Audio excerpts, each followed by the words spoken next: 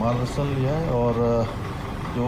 उत्तराखंड की स्थिति इस समय आपदा की स्थिति है और आपदा के कारण से हुआ नुकसान है, उन सभी के बारे में आदरणीय प्रधानमंत्री जी को अवगत कराया है और साथ ही सड़क परिवहन के क्षेत्र में 2000 करोड़ रुपए की धनराशि विभिन्न मार्गों के सुधारीकरण के लिए और नवनिर्माण के लिए उसका भी मैंने अनुरोध किया है। साथ ही 6 राजमार्ग उनको उच्चीकृत करने का भी निवेदन किया है। साथ में पर्यटन की दृष्टि से और जनमानस को सुविधा की दृष्टि से काठगोदाम भीमताल लोहाघाट पंचेश्वर मोटर मार्ग को राष्ट्रीय राजमार्ग के रूप में उच्चीकृत किए जाने के लिए भी अनुरोध किया है। साथ ही 3 टनल जो कि जौलीकांग के मध्य 5 किलोमीटर लंबी तथा बेदांग से 20 किलोमीटर मार्ग बनाए जाने से जौलीकांग एवं तवा घाट दोनों एक दूसरे से जुड़ जाएंगे। जो 5 किलोमीटर टनल से अभी 5 किलोमीटर की टनल बन जाने से 161 किलोमीटर की दूरी कम हो जाएगी। इसी प्रकार से सीपू से तोला तक 22 किलोमीटर टनल से दारमा वैली और जौहर वैली आपस में जुड़ जाएंगे और मिलन पिथौरागढ़ से लपतल चमोली 30 किलोमीटर की टनल बनने से और इन तीनों टनलों के बनने से 490 किलोमीटर की जो दूरी है वो कम हो जाएगी। इसी प्रकार से मानसखंड जो मंदिर माला मिशन है उसमें हमारे 16 प्रमुख मंदिरों को एक दूसरे से जोड़ने के लिए, उनका चौड़ीकरण करने के लिए और उनको उच्चीकृत करने के लिए एक सर्किट के तहत एक दूसरे से जोड़ने के लिए चूँकि बहुत सारा काम राज्य सरकार उसमें कर रही है, जैसे वन भूमि का हस्तांतरण है, इसके अलावा मुआवजा इत्यादि की प्रक्रिया है, उन सबको राज्य सरकार अपने संसाधनों से कर रही है। भूमि अधिग्रहण से लेकर हस्तांतरण से लेकर इसी में 1000 करोड़ रुपए की उस मार्ग को उच्चीकृत करने के लिए 2 लेन के लिए आवश्यकता है। उसका भी मैंने आदरणीय प्रधानमंत्री जी से अनुरोध किया है। साथ में देहरादून में न्यू मेट्रो की स्वीकृति के लिए भी, जिसके लिए हमने पहले भी भारत सरकार से अनुरोध किया, आज आदरणीय प्रधानमंत्री जी से भी मैंने उसका अनुरोध किया है। उसके होने से निश्चित रूप से पर्यावरण की दृष्टि से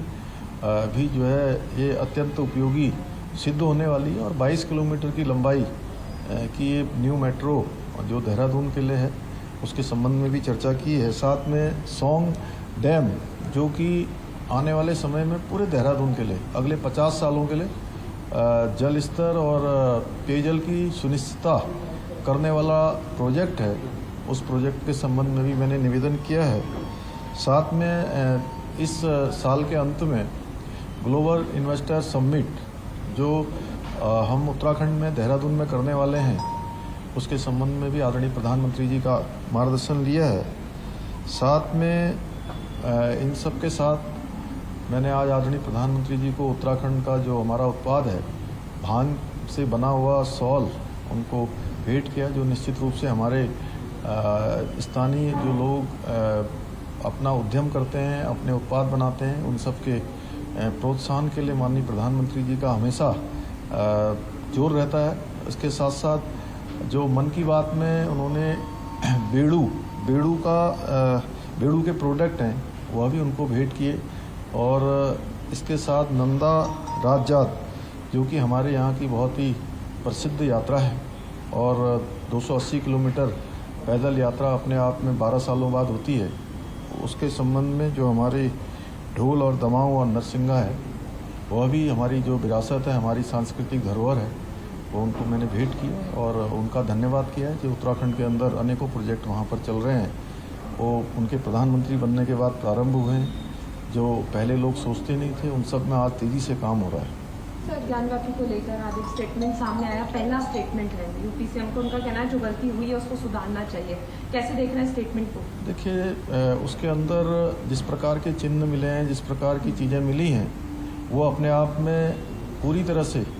कुछ कहने के लिए नहीं, प्रत्यक्षम किम प्रमाणम, जब वहाँ पर प्रत्यक्ष रूप से उस प्रकार के सभी प्रकार की चीज़ें उसके अंदर दिखाई दे रही हैं तो निश्चित रूप से उस दिशा में सभी समाज को आगे बढ़ना चाहिए और एक सद्भावना का माहौल बनाना चाहिए। सर, आपके दौरे में यूसीसी को लेकर भी बात हो रही है, यूसीसी की ड्राफ्टिंग की क्या तैयारी है, किस तरह से मंथन होगा? यूसीसी तेज़ी से उस पर कमेटी यूसीसी वाली काम कर रही है और सभी पहलुओं का ध्यान रखते हुए यूसीसी कमेटी अपने ड्राफ्ट को कंप्लीट करने की दिशा में आगे बढ़ रही है। जैसे ही हमको उसका ड्राफ्ट मिलेगा हम उसको विधिक रूप से जो भी जरूरी प्रक्रियाएं होती हैं उन प्रक्रियाओं को करने के बाद उसको लागू करेंगे। धन्यवाद। Thank you.